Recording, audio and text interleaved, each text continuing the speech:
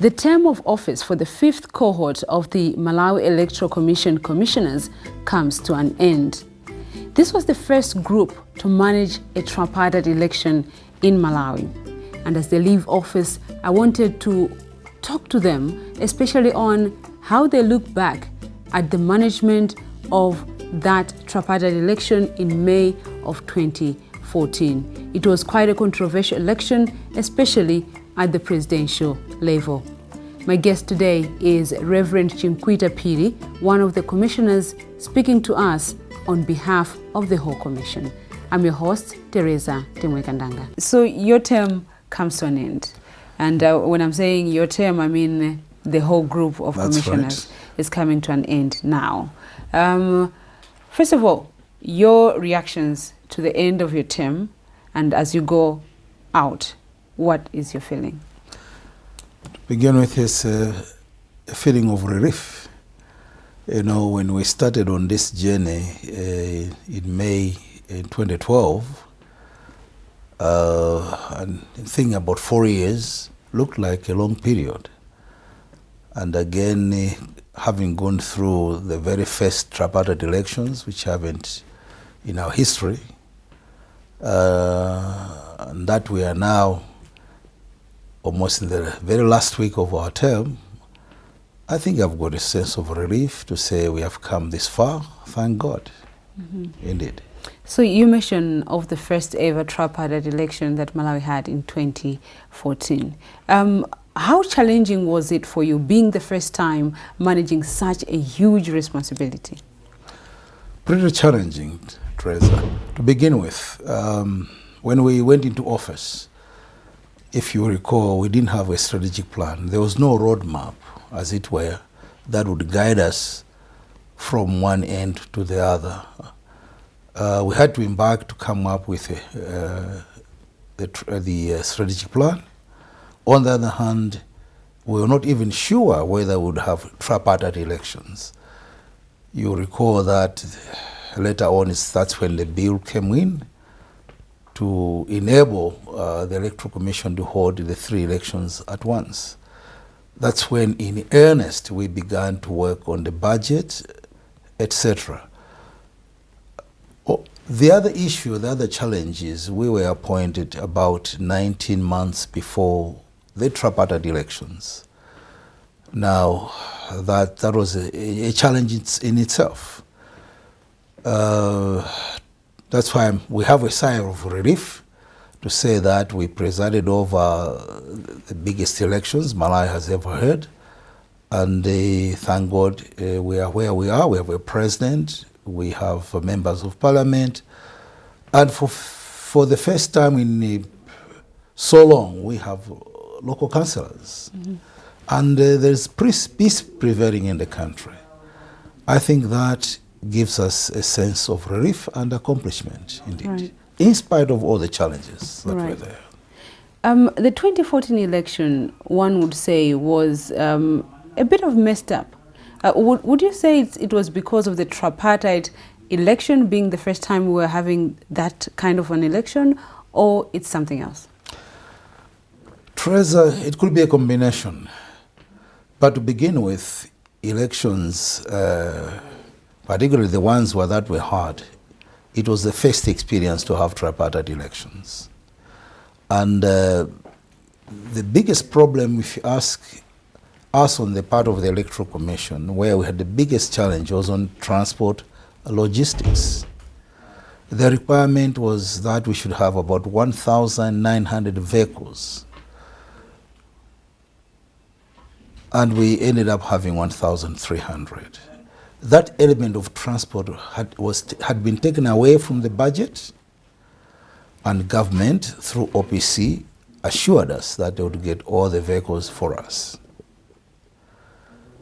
It wasn't until the time when we had received the ballot papers at Kamuzu International Airport and we had started sending the app out that at that point in time, that having been given all the assurances, that had not materialized. And through Zodiak, I would like to tell the Malawians that in our plan, we started sending the ballot papers in the far-flung districts, Chitipa and Msanje. All those districts that are far away from Lilongwe did not have difficulties. It was Lilongwe and Blantyre, because those were the last districts to send ballot papers, because we thought it would be easier to hire if we came to be able to hire the vehicles. We ended up being given a provision, I believe, to hire only 24 vehicles. That's why when people woke up on polling day to go and vote, and we had all the international observers living in these cities, they walked across as it were to the polling centers, and the ballot papers were not there. And they said, what is happening, even in Blantyre itself? But you could have explained this beforehand, because you knew that the ballot papers had not arrived in some centers within the cities. Shouldn't you have come out as a commission to explain this beforehand? That element, transporting ballot papers is known as sensitive materials. It's only done at the last moment to just allow that they get to the district headquarters and to get them distributed to the centers. That element was a bit of a problem for us, I must say, and I must confess that we had a really difficulties to be able to explain that last hitch. But at the airport, when we started dispatching out the ballot papers, if people will recall, instead of me making the statement that we now started, if people in the history recall that we gave that to an OPC official, the one that represented Office of the President coming and said, look, we're not making this statement as make. Tell the Malawians yourself. Those that will write the history can go back and will recall that I did not make that statement at the airport. At that, it showed our displeasure, because we had quarreled over this matter to the extent that we are hoping that now others that will be doing the research, and even through the reforms, we are saying that the issue of transport logistics must not be taken away from the Electoral Commission. I was at the polling, not polling, but the tally center on polling day.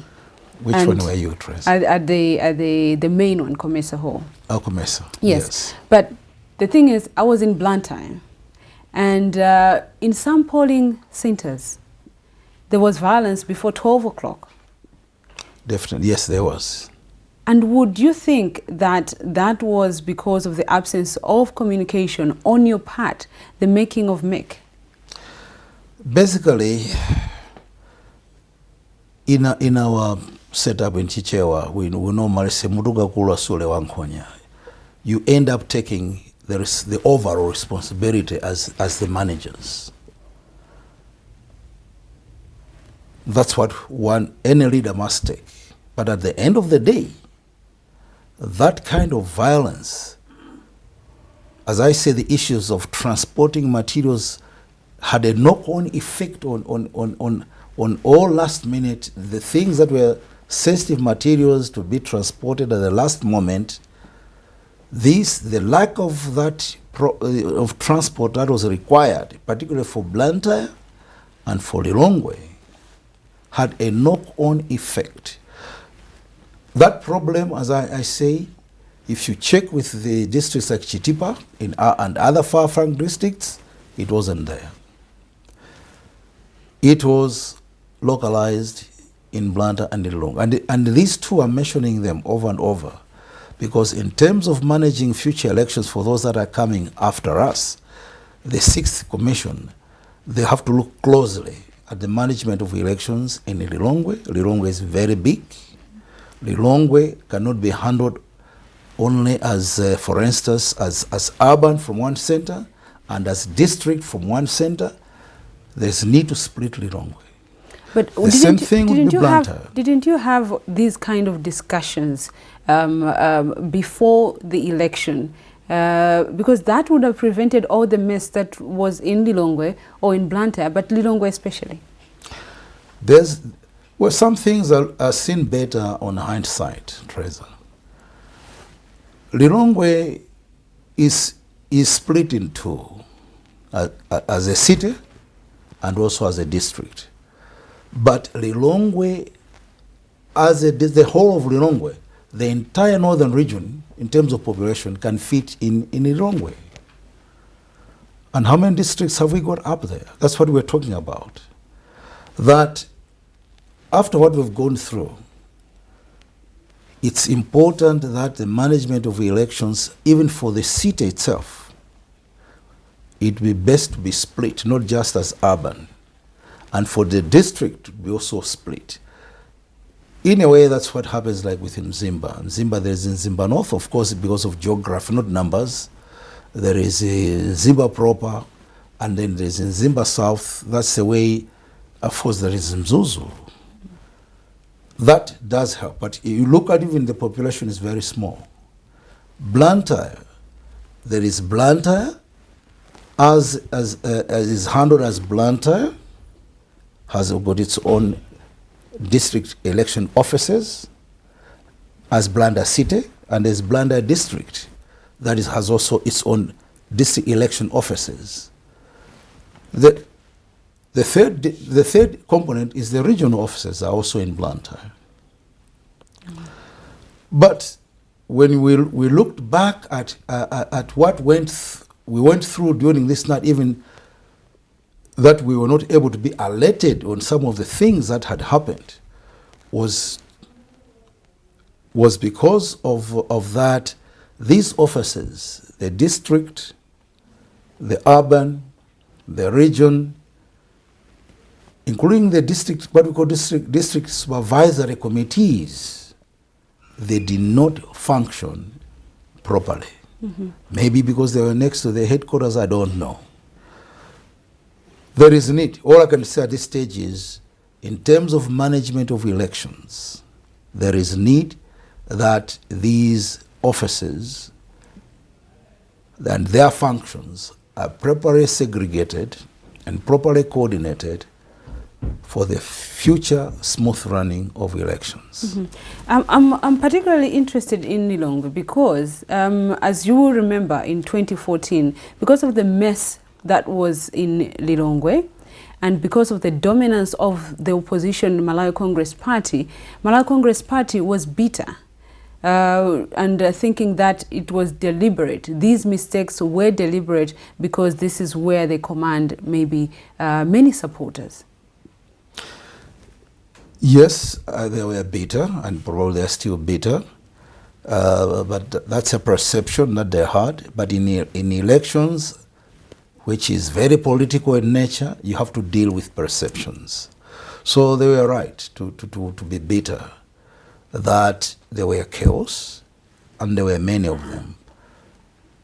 When we were sending in materials, for instance, to come to the DC's office, for instance, some of the materials were packed in ballot boxes, and people thought that those were ballots that had already been pre-marked. They attacked the staff with the police standing and just looking over, etc. Again, that is also an issue of elections management. One of the issues that is being tackled at that level is to ensure that every electoral material comes, and that is already happening in the by-elections, must come in what we call in kits. Everything, whether it's tally sheets, nothing must be in. We should never use the ballot boxes for any material. They shouldn't be transported there going to the polling places. Mm-hmm. Maybe only when after we have counted the ballot papers can go into the ballot boxes and sealed according to the law. And you keep those sealed for 1 year. So there are certain elements that have been looked at after the elections. When we had the post-mortem, we went into all the councils and we looked at what caused the violence.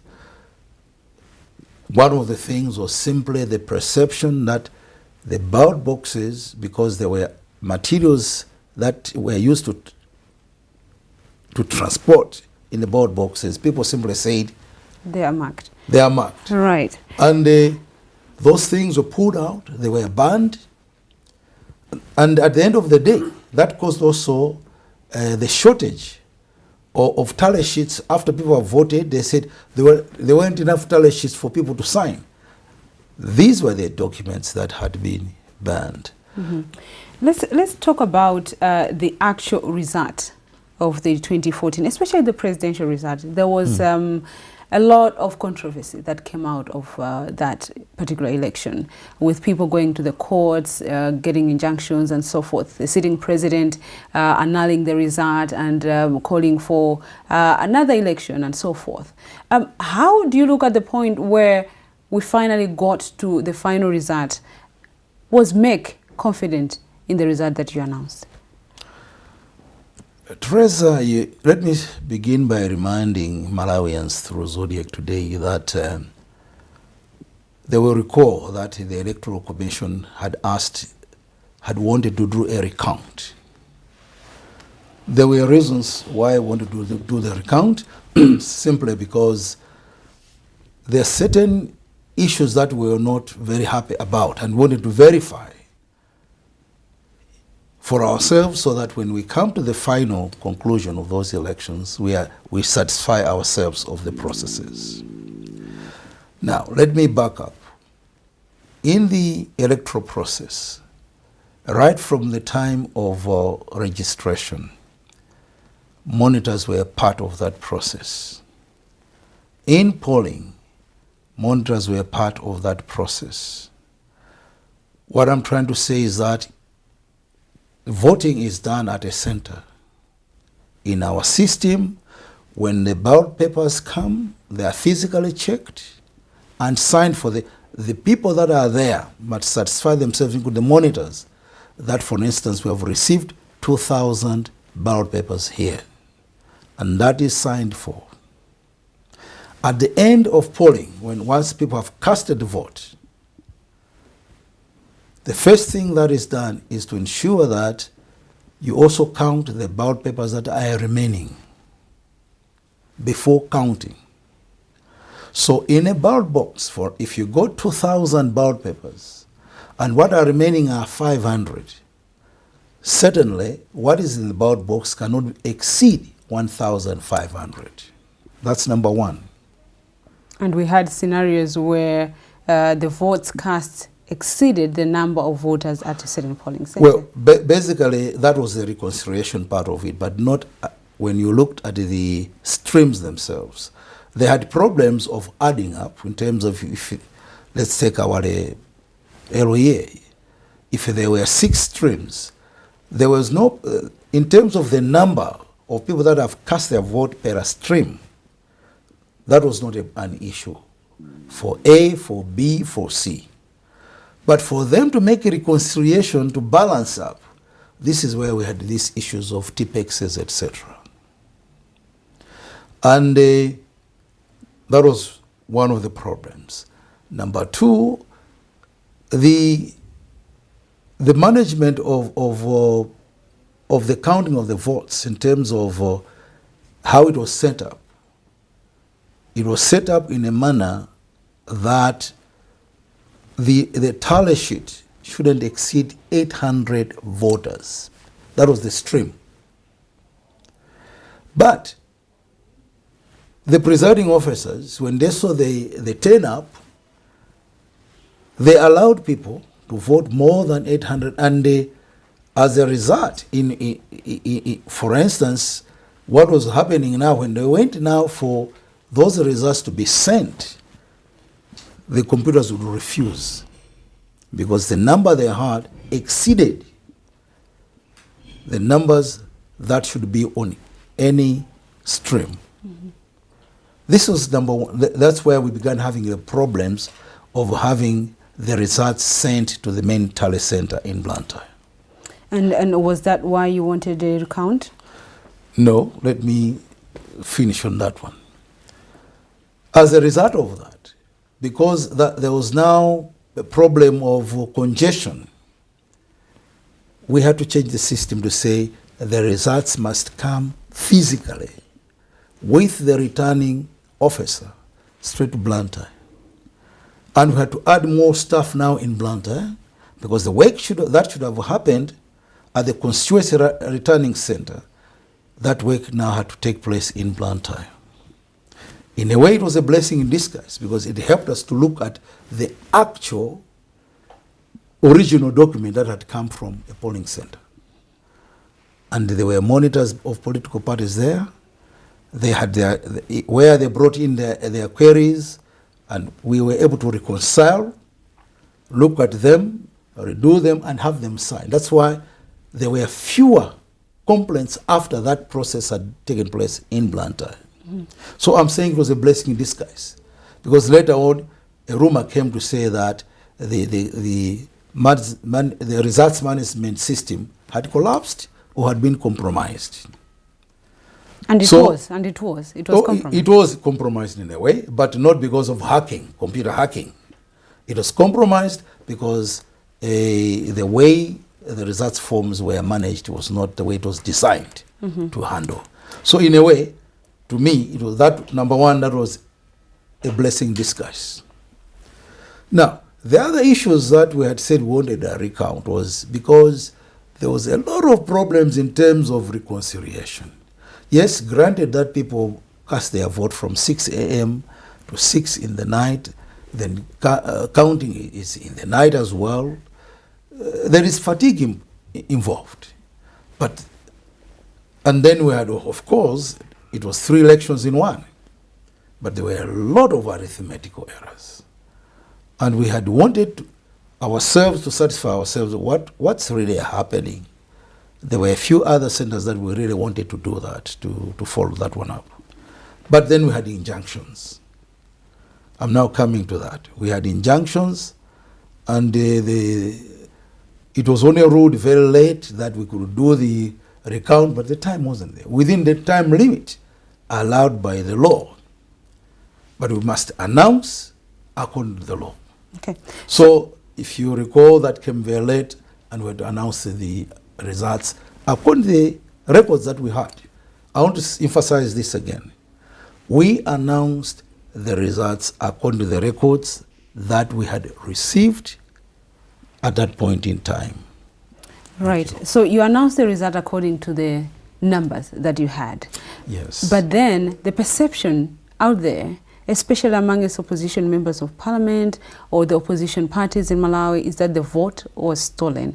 And your commission is going out of office now with that perception behind. How do you feel about that? Yes, there were numbers, but then the perception is that the vote was stolen. Again, that's why I say that voting takes place at a polling center, and that monitors were there. And that even before we announce results at headquarters, those that are contesting, they do know already how they have done at any polling center, at a constituency. What we do at the mental center is to aggregate the result for the constituency and for the country. And for the first time, again, if I might remind Malawians, the Electoral Commission allowed political parties to have parallel tabulation centers. This had been frowned upon in the past. We said we have nothing to hide. Actually, the motto of this commission was that we have nothing to hide. And by the way, we won 2 consecutive MISA awards of an institution that has been transparent. We had nothing to hide, and we allowed that they can have parallel result centers so that they are able to confirm. And where something has gone wrong, we can quickly, they give us their results and we pull ours and we say, let's investigate here. We didn't see that as a threat. We also did agree to have Mazin to do also the parallel center. The parallel center, if you recall. So, Teresa, these are elections All I can say over and over again is that political parties or stakeholders must invest a lot in the people that work for them at the polling centers, because that's where polling takes place. Mm-hmm. I can imagine it was a very emotional and challenging task emotionally for commissioners. What with even at the announcement of the result, the chairperson even shed a tear. Yes. And I'm just wondering what was going on behind the scenes. We couldn't see that, but when you met as commissioners, what was going on behind that would warrant such an emotional public display? It's a personal question that I've always said over and over again. I think Justice Maxwell Bendera, Senior Counsel, what he said simply was that he was very much concerned about the violence that erupted in Mangochi, where a young person died, not even of voting age. And he said he saw it as a waste of a future life on things that at the end of the day, we are all Malawians. That has been his explanation. But I must hasten to say that, yes, the running of elections is a very stressful work. Very stressful indeed. And all of us, even after the election, it took us maybe three months after that to really, for our bodies, to come back to where one can say you are normal. Otherwise, you would be sick of this and that and wondering what it was. But definitely it was fatigue, it was stress. It's stressful work, right, at the least. There were reports that the commission was divided. At some time, there was some document going around that some commissioners had signed that they didn't want the result at that time to be announced because they didn't agree with it. How far true were these reports? It's a healthy thing for an organization to have opinion that is divergent and at the end of the day to arrive at one common decision. I think that is very healthy. And I must say that the commission, that the Fifth Commission, yes, at that point in time, I think there were strong sentiments that the issues of the recount must take place. And we even had a special commission meeting for that. I think those were some of the sentiments that were being expressed, that before we announce the results, it is important that a recount is done. And at the end of the day, as a commission, we did agree on that, as a commission. However, and we even started making preparations for that, by the way. But that was stopped because of the injunctions. So, yeah, in our commission, we must say that it has been a very robust commission. We have been able to discuss things frankly. But at the end of the day, even for those results, all of us, at the end of the day, we signed for those results as commissioners. Your commission is living at a time when electoral reforms are under discussion. And of particular interest is the one to do with the election of the president. We currently go by a simple majority, but people would want to have a president who commands absolute majority, so 50% above. How is the commission looking at that? Is it feasible for Malawi? Teresa, it is not about the commission. The issues of how we elect a president is about the country itself. The reforms, people calling for the reforms, it didn't even start at this time. In the 2007 review of the Constitution, this matter came up again. So it's not the first time that Malawians have asked for this to be looked at. And I hasten to say that when the National Committee on the Task Force on Electoral Reforms came up, we were a member of that, because we have the mandate on elections. And we co-chaired that process since October 2014. The reports and all the activities that went through have since been handed over to the Malawi Law Commission. That was in January. There is now a special committee on electoral reforms that is in place, and it's been in the papers now. It has been sworn in and it has started its work. Now, the Law Commission, the way it works according to law is that they do a thorough job on these issues. They'll look at what the submissions that were made, etc., and those that according to them warrant to go into the reforms, normally they'll go through Parliament, through I think the Minister of Justice. It's a process itself. Mm-hmm. But yes, what I can say at this stage in time, at this point in time, is that when we went round, that has been the call of a lot of Malawians, that this time around they would be very happy to see, if we can look again at the representativeness of people that are elected in office. It's not only about the presidency. It has also to do with even the members of parliament, even local government officials. Some of the issues have also to do with the numbers of women in parliament, for instance, that we have not done very well according to the Zodiak protocol, according to our own equality act in this country.